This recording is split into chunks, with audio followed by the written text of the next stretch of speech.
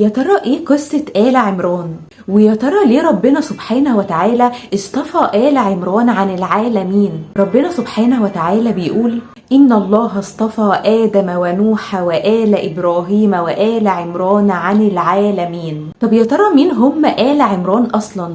وليه نزلت سورة آل عمران؟ ويا ترى ايه قصة السيدة مريم مع سيدنا زكريا؟ وهل فعلا سيدنا يحيى وسيدنا عيسى ولاد خالة؟ يلا بينا نجاوب على كل الأسئلة دي. بعد تاني غزوة في الإسلام وهي كانت غزوة أحد، انهزم المسلمين وحزن النبي صلى الله عليه وسلم حزن شديد، فربنا كان عايز يجبر بخاطر النبي صلى الله عليه وسلم ويثبت المسلمين ويعرفهم ان مش هم اول ناس يبتلوا الابتلاء العظيم ده في ناس قبلهم ابتلوا ابتلاء شديد جدا وهم آل عمران. علشان كده نزلت سورة آل عمران على النبي صلى الله عليه وسلم بعد غزوة أحد. آل عمران دول كان ربنا سبحانه وتعالى مبارك لهم وكانوا كلهم أشخاص صالحين.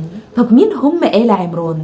أول حد هو عمران، ولما سألوا الصحابة النبي صلى الله عليه وسلم هل عمران ده كان نبي؟ النبي صلى الله عليه وسلم قال كان نبي. اتجوز عمران ده امرأة تسمى حنة. حنة دي أنجبت البنت الكبرى لعمران واللي كان اسمها إيشاع. طب إيشاع دي بقى تزوجت مين؟ تزوجت نبي الله زكريا. يعني إيشاع وزكريا هم اللي قعدوا سنين ما ينجبوش، وبعد كده ربنا سبحانه وتعالى رزقهم بيحيى.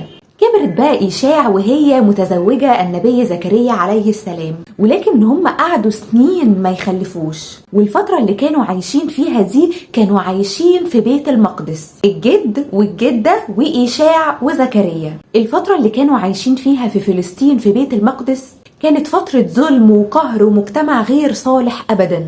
هنا زوجة عمران في ليلة من الليالي كانت واقفة لقت طير بيطعم أطفاله الصغيرة، فحنت وطلبت من ربنا سبحانه وتعالى في وقتها إن هو يرزقها الولد، وأخلصت في الدعاء.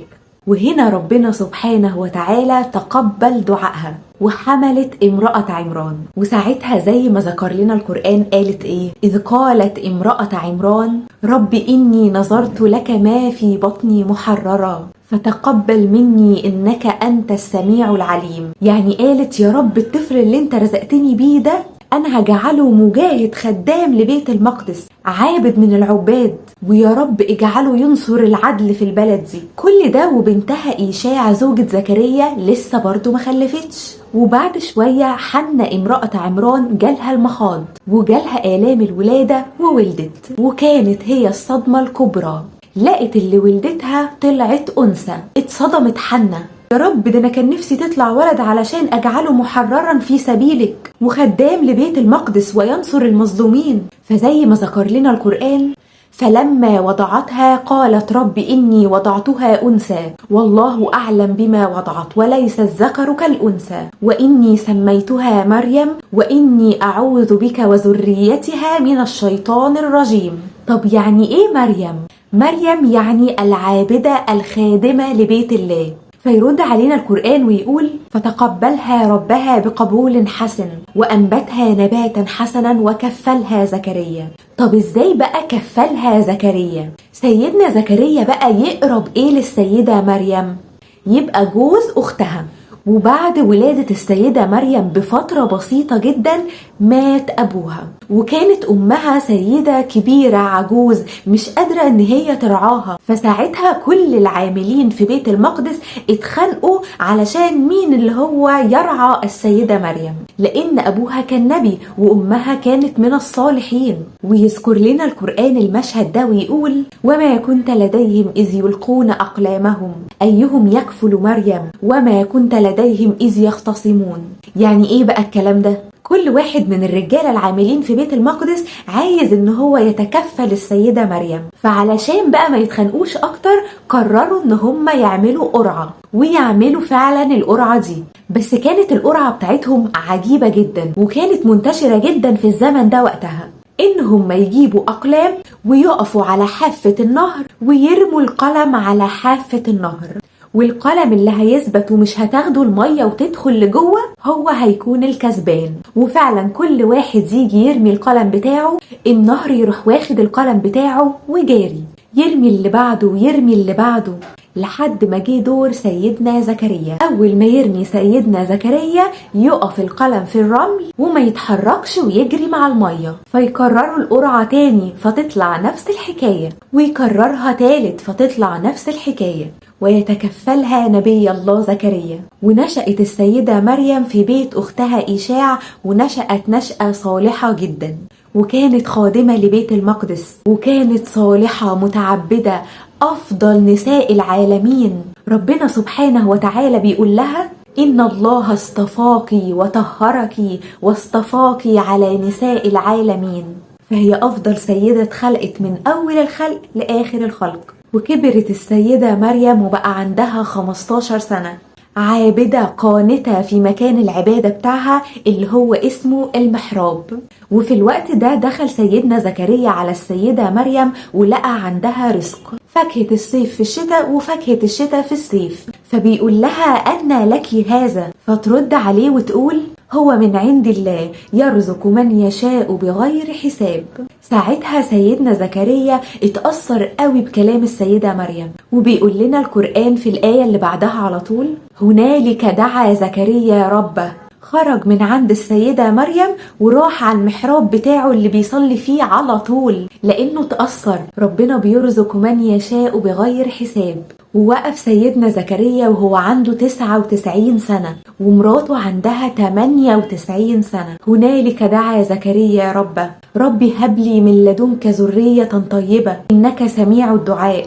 فادعي ربنا بالدعوة اللي انت بتتمناها وخلي عندك يقين. فوهو قائم يصلي في المحراب نادته الملائكة: إن الله يبشرك بيحيى. على طول كده علمنا سيدنا زكريا كلما زاد اليقين بتاعك كلما زادت سرعة الاستجابة. بعد 6 شهور من حمل السيدة مريم يحصل للسيدة مريم شيء عجيب جدا. السيدة مريم كانت دايما بتروح في مكان كده لوحدها وتفضل تتعبد، والمكان ده يقال ان هو كان شرق المسجد الاقصى. واذ فجأة وهي قاعدة كده يتمثل لها بشر سوية، تلاقي واحد قدامها. اتخضت السيدة مريم جدا: إني أعوذ بالرحمن منك إن كنت تقيا، أنا بستعيذ بالله منك لو أنت كنت واحد جاي تأذيني. فيرد عليها ويقول: إنما أنا رسول ربك لأهب لك غلاما زكيا. طلع مين؟ سيدنا جبريل، وتمثل لها في هيئة بشر. استعجبت أكتر السيدة مريم: أن يكون لي غلام ولم يمسسني بشر ولم أكن بغية؟ إزاي هيجيلي طفل مولود وأنا ما اتجوزتش ومفيش بشر لمسني ومعروفة بحسن السلوك والطهارة والشرف؟ يرد سيدنا جبريل عليها ويقول: قال كذلك قال ربك هو علي هين ولنجعله آية للناس ورحمة منا وكان أمرا مقضيا. الموضوع انتهى. ويقال إن سيدنا جبريل نفخ في جيب قميص السيدة مريم وحملت السيدة مريم، وكانت مهمومة وحزينة خايفة من كلام الناس. وبعد 9 شهور راحت مكان في الصحراء عشان خايفة من كلام الناس، وخايفة قد ايه القوم دول ممكن يأذوها أذية كبيرة جدا وهي بعيدة عن أهلها وفي صحراء، وعندها 16-17 سنة قاعدة في الصحراء لوحدها.